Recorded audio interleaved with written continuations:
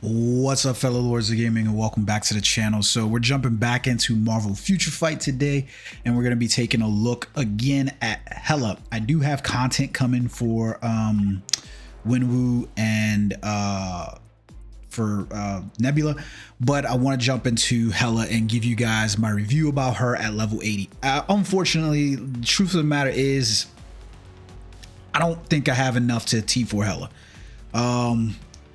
I really don't think I have enough, but we'll see at the end of the video if maybe I get lucky on this. But this is something that they're going to really have to figure out going into 2024, because realistically, we're way beyond T3s and Transcendence and potential Transcendence now at this point.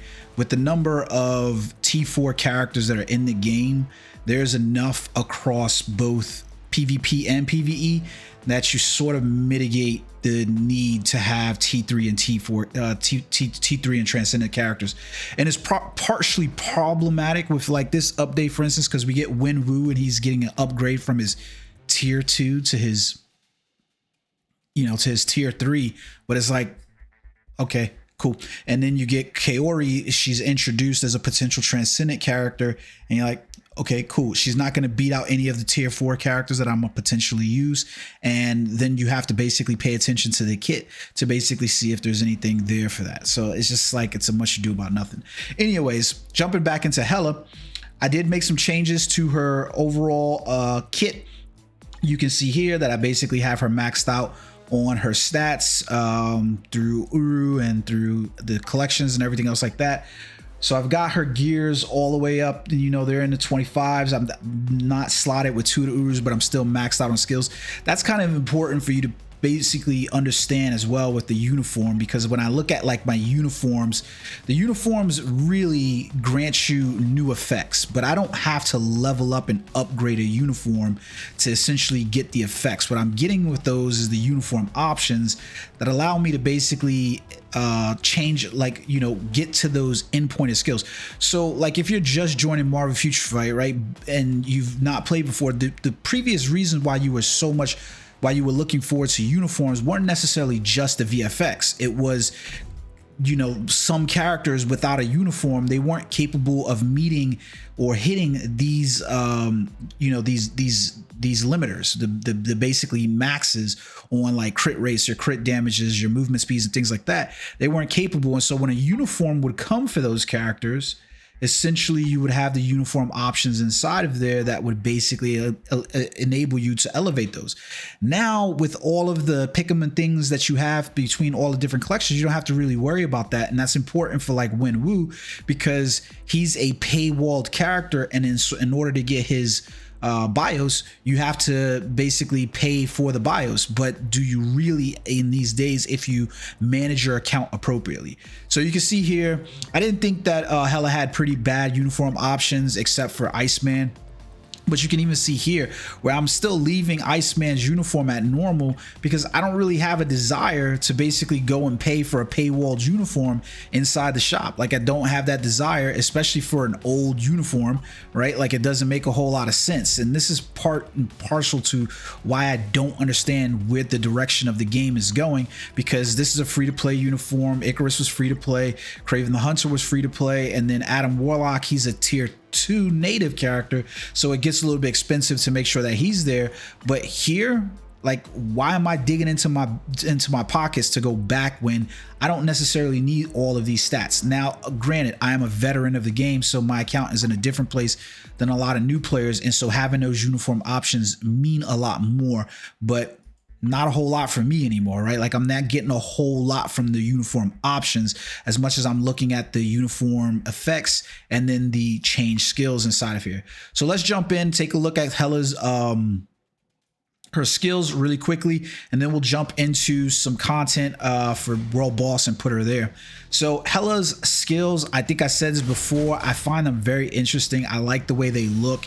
She has fantastic animations, and she just like, it is a really beautiful character kit. I'm going to give it up to the Marvel Future Fight team just because it looks that good in terms of like what they've done with her for the VFX. And I will say this again, one of the reasons why I love Marvel Future Fight is because we're not Seven Deadly Sins. We're not Black Clover, where new characters introduced and essentially the same VFX are being reused, the same voice is SFX are being reused.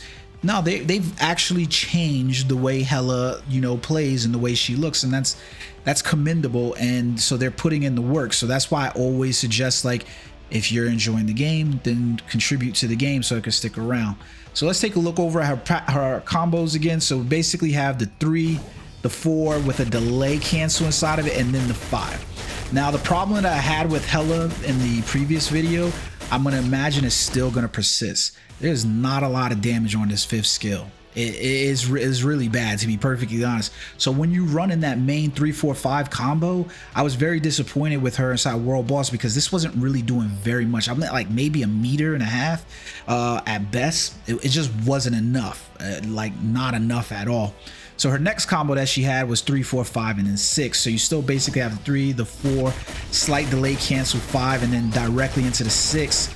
And now the problem that I saw with this skill was it seems like I don't get a lot of the benefit of the 5th skill basically playing out through halfway, and then I lose out on all of the rest of it. So like, if you see what I'm saying, like basically I hit the 5 and you're basically right around this area, but all of that happens at the end, I don't know that I feel like I'm losing out on that damage. So like if I go and I'm 3 and then I go to the 4 and I'm basically inside that, and then I hit the 5 inside of here and I let that play out just for a second and I roll into the 6, I feel like I'm losing out on all of the damage that happens at the end of the 5th skill. Not that the 5th skill is necessarily doing a lot of damage anyways. So but we're going 3, 4, the delay cancel is here, 5, and then directly into 6. So we'll take a look at that real quick again. 3, 4, delay right up until about there, 5, and then you can go directly into the 6. So that's the combo for Hela. Nice, decent enough skills. You can take a look and get an understanding of exactly what you're doing with the skills and why the rotations are that way. I'm trying to make this a learning experience inside these videos to give some guidance and some breakdown to why characters perform the way they are and stuff like that. So let's take a look at her real quick. And so basically inside the skill kit, you can see here we've got the 3. That's where the damage accumulation begins. Hela's is damage. It's not damage. You know, accumulates pure damage up to the max HP. So it's not like a lot of other characters. And you can see the frenzy buff. Well, not the frenzy buff, the bonus damage is basically activated with her 4th skill. And then on 5th skill, where it seems like there should be a lot happening here, it just isn't enough. Like she gets the recovery of the HP and she gets the frenzy buff, but there's not a lot of damage on that animation at all. I don't know if it's something that they're going to fix or not, but all the damage is on a 6th skill. So the last time I used her inside World Boss, no, yeah, I used her inside. No, was it No or was it Mephisto? I can't remember. It doesn't make a difference. You know what? We'll just use her. I kind of hate the animations for Mephisto, so let's just use her inside World Boss. No, it definitely wasn't that one because I can't use her there, so it had to be Mephisto. All right, so we're gonna use her in excuse me, no. So we're gonna use her over here at stage 29, give you guys an idea. Now, this is just heads up, like this is what we used her for the last time. Just so you guys are aware, I am fairly confident that, like, you know, better accounts can take Hela to higher stages. I have seen people play. I haven't seen my man Beast Mode around in a while, but I'm fairly certain that these characters can get around to higher stages. I'm trying to show you guys what your average player to your below average player is going to be able to do with an account. I do have 22% pierce, so you know, just be aware of that, but I've been playing the game for a while. So we'll use the same allies that we had before, and we'll see how that looks in here at level 80. To be honest with you, I wasn't impressed enough with her inside PvP either. I was disappointed. I put her inside Otherworld Battle and I dropped to like Vibranium or whatever it is below Challenger. Wasn't too pleased. So let's go. Whoa, why did it switch out? I don't want to waste the time on that one, so I'm not exactly sure why it switched out like that. So we'll go back in. Sorry about that, guys. Let's go back in. Ugh. All right. I wasn't impressed with her inside PvP, timeline battle, nor otherworld battle. So I don't know what I'm going to do with that. We go 3, we go 4. It's got a slight delay, and then we go into the 5, which she seems to get guard broken a lot. So there's definitely a lot more damage that's happening on this one than what it was before, but it's still not that impressive, if I'm being honest. Like, let's see what it goes into for the 5. It's just not impressive. You can see what I'm saying here. Like, the damage is not impressive for a level 29 character. 4, wait for the skill. 5, Jesus Christ. So all the damage you can see happens on the 6th skill. And so outside of that, you're basically just playing the character on that 5th skill to get the frenzy buff, and that's really it. Like, it's just not enough. Like you can see this. So I kind of trigger that one a little late. So she's like maybe like a bar and a half is basically doing.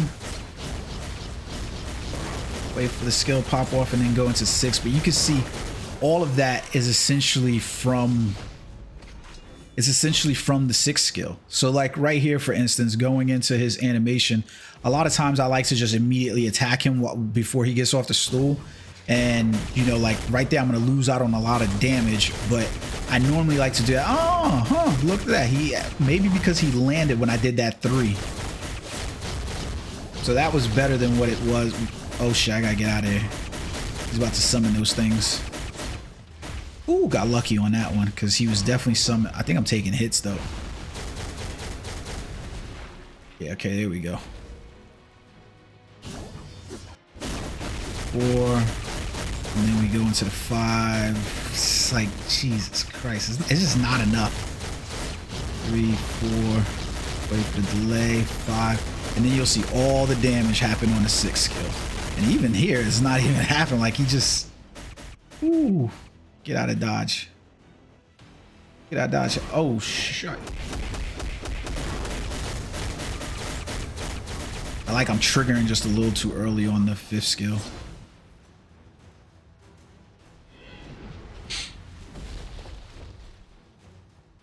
Ooh. So it's like, I don't know, like she wasn't impressive enough to me to necessarily say that I'm gonna automatically tier 4, and I've got other characters that I definitely would like to tier 4. But the other thing that's preventing me from tier 4ing her is I definitely, oh shit, skip out of that one because I was gonna get caught in that. The other thing that I'm definitely interested to see though is who is the should have let that ride off because it would got me. So like you see, like you take all the damage from her when she's in that, like without getting that 3 and hitting that counter, it's like a lot of the damage is just lost. Jesus. Come on, Hela, just rock his shit. So like a lot of the damage is just essentially lost on her if you don't take the hits when you're inside your 3. In that respect, she's a lot like Sharon Rogers, and it's just like not enough necessarily for me to feel like, you know, enthused about the character or enthused about taking the character to tier 4. Now I'm going to show you the remainder of her kit because I did build her out with a mighty CTP of destruction. It just has to increase all basic attacks and defenses. I wanted to see how she was going to play a little bit more inside PvE at level 80 before I try to re-roll this, so that way I can get it to for increased damage dealt to boss types, which is probably what I will do. I'm very more interested into PvP than PvE, excuse me, than I am PvP. So I'm not necessarily concerned, but I wanted to give her this CTP of destruction so that way, you know, she could roll the abilities. Now, the one great thing about Hela is this artifact. Not a lot of people have the Living Dead artifact. Basically, you can see here she gets the when she drops down to 1 or below, she recovers 20% HP after the effects end. So a lot of characters don't have that. I think it's like her and Wolverine basically have it. So like it's really Carnage as well, I think it is.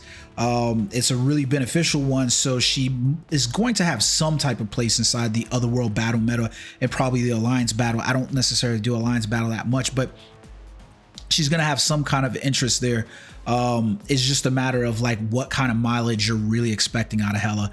To be perfectly honest, I think they're like, you know, again, when we go back to taking a look at who the characters are that she's competing against, it's the one reason why I do feel like you're going to probably play a Hela more often than you're probably not, because if you were to look, you basically understand that there's not a lot of supervillain female characters in the game in the first place. I mean, there's not a lot of supervillain universal characters anyways, but looking at her competition in terms of supervillain females, she and Jean is pretty much it. So at that stake, you basically have those two characters, because realistically, the other four females that are in here, they're not probably receiving any updates in the near future. Like, we have to be honest about that with ourselves. You know, Hypergiant and Proxima Midnight, they're just not those kind of characters that, unless they accompanying Thanos, that we're gonna see them on their lonesome. I mean, there's plenty of opportunities in a comic for you to basically see Proxima Midnight teamed up with Ebony Maw, but I don't think you're gonna see those, and I find it hard to believe that we'll get a Victorious that's outside of Doctor Doom. I mean, if you were to look up Victorious, for instance, like let's say we just pulled up, you know, here and we go, I want to see Victorious in Marvel, and you were to look up the number of times that you basically got this character overall inside of the stories in any shape, form, or way, yeah, it's not a lot. So like the idea that we potentially see another Victorious update, I just don't see it happening. So like, you're in a good position basically to go and level up Hela, simply because she doesn't have a whole lot of competition. She's not going to eclipse Jean Grey. It ain't happening. It's just not. She's not going to eclipse Jean Grey, but she'll probably stay ahead of these four female supervillains every day of the week. So you're not in a bad position if you're saying to yourself, should I or should I not level up Hela? If you are in need of another supervillain female, then you know this is where you stand the best at. The really good thing about Hela too is that when you look at her skill kit inside of here, she's got a lot of alliance battle type features that you could use, like fractures on 2 of her 1 and 2 skills. I always hate to have like some of these abilities where they don't have you know, these abilities on their 1 and 2 skills, because you're usually rotating through 3, 4s and 5s, and then you're ending up with like your tier 3 as well to have those abilities, and to have them on off skills like 1 and 2 when you're fighting Frost Beast or whatever makes it really easy to roll in. She's got paralysis on her skills. She's also got 1 skill with silence. She's got paralysis on 2 skills and 2 skills for fracture, and then 1 skill for silence. So if you run into those days, then you're pretty much good to go. Now, does she have a lot of days where she's going to be, you know, the main character of, you know, Alliance Battle? Well, that's another story, because realistically, no. Like, I mean, you can look over here to look at the number of female days that we have, right? So you can look between the 2 and round 1. You've got a supervillain Blast. You got a female Speed over here in round 1. That's male Silence is always going to probably be Black Bolt instead. So you've got a superhero, but then you get Snare over here. Like, come on, man. Like, so you can see already there's not a whole lot of days that you're basically looking at utilizing this character going in. Like, I just don't see it. So you're looking for the supervillain, that's Black Bolt, but the days where you're literally constrained to just a female supervillain day, like, where is it? I guess maybe here, because it's a female Silence character, so maybe there, you know. But I think that's the problem, is you're just gonna have to basically judge for your mileage what it is that you're looking at. If you got other characters on the roster list that, you know, potentially conceivably are better than Hela that you really want to get after, then by all means do that. But it's just a matter of that. So let me know what you guys think in the comment section below. Are you excited about Hela, what they've done for her? The look is absolutely amazing to me. It's just, I don't feel like it's maybe enough. It's just not enough for me to be wowed, to be like, yeah, I got a T4 the character. Is she enough to be T4 for you? Let me know in the comment section below. And until next time, peace.